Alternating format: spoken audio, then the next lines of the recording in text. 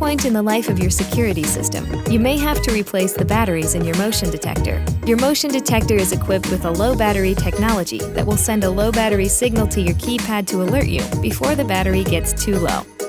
Be sure to contact us about putting your system on test before changing the batteries. Your motion detectors are made to remain closed tight, but are also simple to open when needed. Open the motion detector by loosening the screw at the bottom, but being careful not to remove it completely, and then lift gently. Remove the old battery and replace with a new 3-volt lithium battery. Make sure to observe polarity. Replace the lid and tighten the screw. Then perform a sensor reset at your keypad in order to clear the low battery message. Once the sensor reset is complete, be sure to contact us about taking your system off test.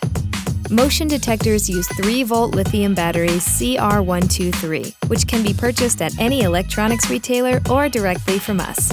Be sure to recycle your used lithium batteries in accordance with your state and local guidelines.